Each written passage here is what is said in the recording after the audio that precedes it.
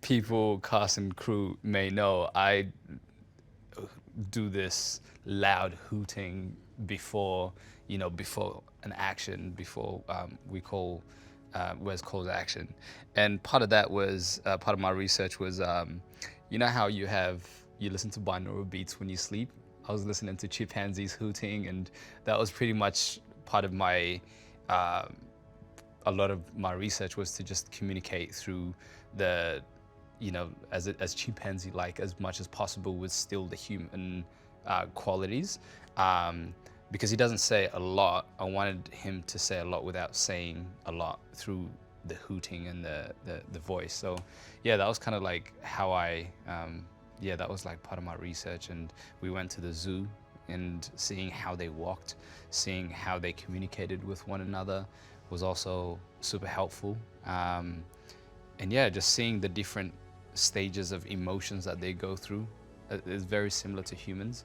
So that was really awesome to witness and also embody. The relationship between lightning and Proxima Caesar is quite consistent throughout the film, because in the chimpanzee world, once you bend your head and once there's a leader, you always have to follow that leader. Unless you challenge that leader, then, if you lose, then you lose. But if you win, then you become the alpha.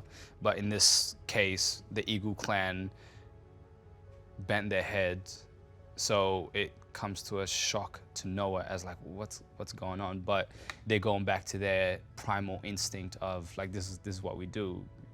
He owns us. And so for Lightning, it's the same thing. He owns Lightning.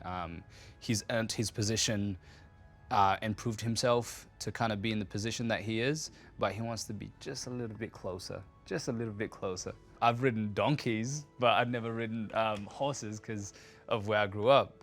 But it was just the most exhilarating thing to learn a new skill in the farm, and it was a life lesson for me as well, where it showed me through consistency, just putting in little 1 hour a day, 2 hours a day. Through consistency, you get good at something, so anything you practice, you get good at.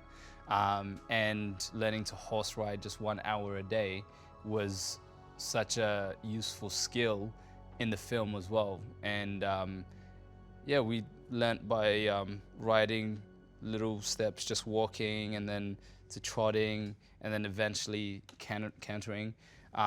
Because myself and Ika, majority of the time, we're seen on horses.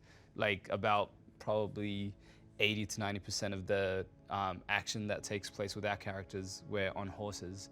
And it was just good to get comfortable riding a horse. His directing style is awesome because he just gets into the zone, and when he does, he's like, all right, so I'm gonna get the camera from here, you're gonna stand right there, and we're gonna get a shot from here, it's gonna look awesome, I'm gonna make you look awesome. And it's just like, can you just do that film instead? Can you play that character? Because like, I prefer watching you, like if he was to do a one-man show, I would definitely, like, he would have like, yeah, all seats would be sold out, because he's just so good. He's got a unique style where, some directors you have that are great at visuals but don't know how to communicate with the actor, and then some directors are just great directors, and they neglect the visuals.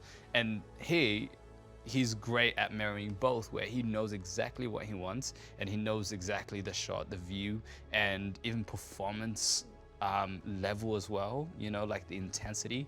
And yeah, and his energy is really what just makes you go like, yeah, I'll do anything for you, because you just trust him. He proves himself that he can be trusted. He can be that he's not gonna make you look bad. So he's definitely a very unique director that it's, yeah, like once in a lifetime.